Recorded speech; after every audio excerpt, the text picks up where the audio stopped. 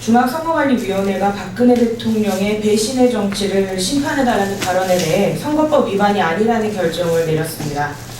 코에 걸면 코걸이, 귀에 걸면 귀걸이식의 결정입니다.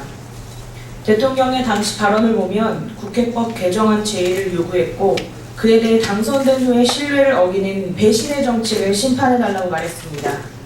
국회법 개정안을 통과시키고 신뢰를 어겼다는 말의 주체는 누가 봐도 유승민 전 원내대표를 지칭하는 것이 아닙니까? 자신을 배신했으니 유 전 원내대표의 지역구 주민들에게 떨어뜨려달라고 말하는 것 아니겠습니까? 눈 가리고 아웅도 적당히 할 일입니다. 하다못해 선관위가 대통령에게 주의를 주는 신용이라도 했다면 이렇게까지 신뢰가 무너지지는 않았을 것입니다. 대통령은 무슨 법 위의 존재입니까? 대통령은 그냥 내키는 대로 마음껏 떠들어도 아무런 제지도 받지 않는 무소불위의 존재가 아닙니다. 의자 다리 하나가 무너지면 엎어지는 것은 시간 문제입니다. 자신들의 결정이 어떤 파급 효과를 가져오는지 한 번이라도 더 생각했다면 이번과 같은 결정을 내리지는 못했을 것입니다. 똑같은 말을 해도 누구는 죄가 되고 누구는 아무 잘못도 없다고 하면 결국 중앙선거관리위원회 스스로의 권위를 무너뜨리는 꼴이 되는 것입니다. 선거관리위원회는 제발 공명정대라는 원칙을 지키기를 바랍니다. 국민 대통합 운운하는 부패 인사, 재벌 기업인 끼워넣기식 특별 사면은 없어야 합니다. 박근혜 대통령은 어제 청와대 수석비서관 회의에서 국가 발전과 국민 대통합을 이루기 위해서 사면을 실시할 필요가 있다며 사면의 범위와 대상의 검토를 지시했습니다. 광복 70주년을 맞이하여 국민 대통합을 운운하는 청와대의 국면 전환용 카드로만 특별 사면이 활용돼서는 안 될 것입니다. 이번 특별 사면은 최근 새누리당의 내분으로 인한 국민 소통 부재와 하락하는 지지율을 만회하고자 하는 국면 전환용 카드임이 틀림없습니다. 광복 70주년을 기회 삼아 서민 생계형 사면을 대량으로 승인할 것이 예상되고 소수의 재벌 기업인과 전 정권의 부패 인사 등을 끼워 넣을 것으로 보입니다.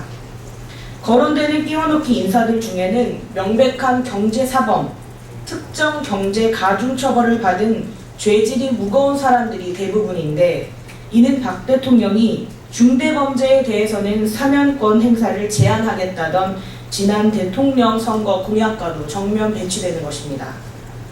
경제 활성화를 미끼로 특별 사면된 수많은 재벌 기업인들이 지금과 같은 경제 난국에서 본연의 사회적 책임을 다하고 있었는지 의문입니다. 국민적 합의를 중요시하는 대통령인 만큼 박 대통령은 스스로가 가진 경제인, 기업인 사면에 대한 기존의 입장과 철학을 유지하는 것이 국민들의 바람인 것을 알아야 할 것입니다. 최저임금도 못 받는 노동자들의 관리 감독을 강화해야 합니다. 어제 발표된 한국노동사회연구소의 김유선 선임연구위원에 따르면 비정규직 규모와 실태라고 하는 조사에 따르면 2015년 3월 법정 최저임금 이달자는 233만 명으로 나타났습니다.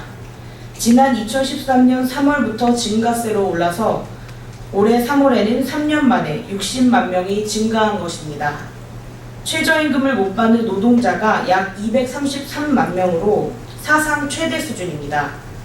2015년 3월 최저임금 이달자 비율은 여성이 남성보다 높았습니다. 학력별로는 학생과 저학력층이 높았고 연령별로는 청년과 고령자층이 높았습니다. 고용 형태별로는 비정규직 가운데서도 특히 간의 근로와 시간제 근로에서 더 높게 나타났습니다. 이 같은 실정에도 최저임금 위반 시에 가해지는 처벌은 솜방망이 수준입니다. 최저임금을 제대로 올려주지는 못할 망정 최저임금이라도 제대로 지키게 해야 합니다.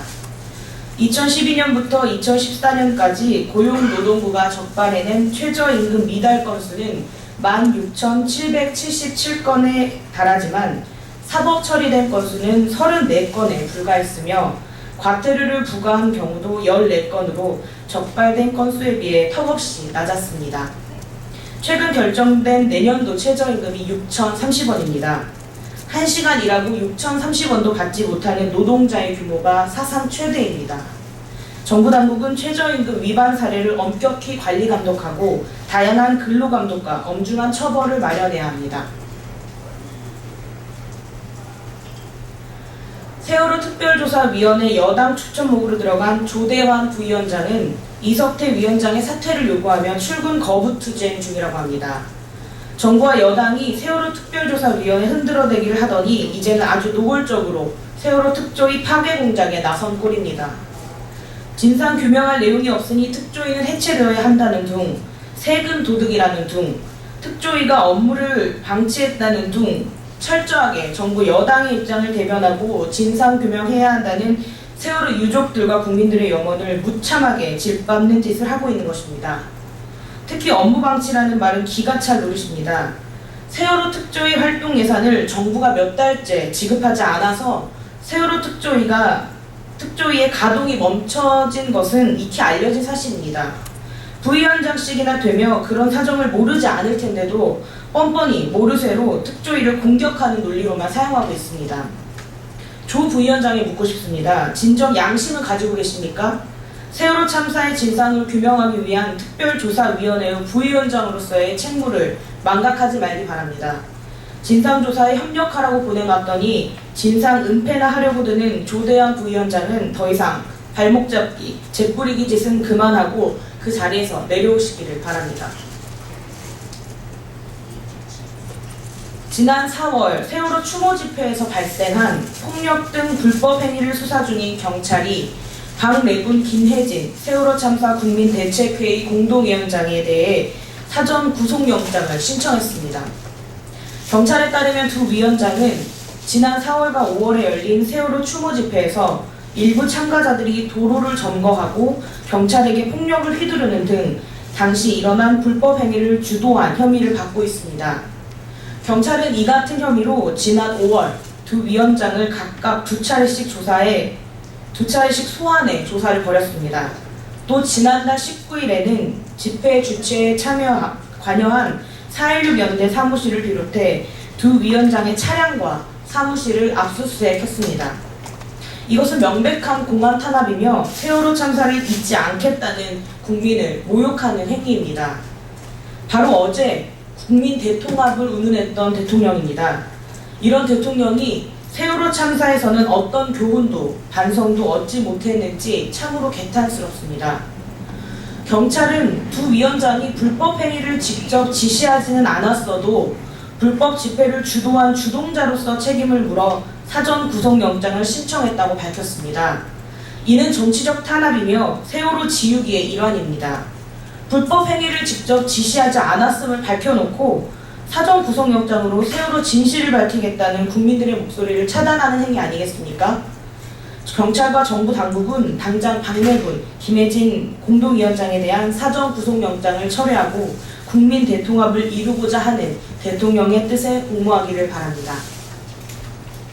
이상입니다.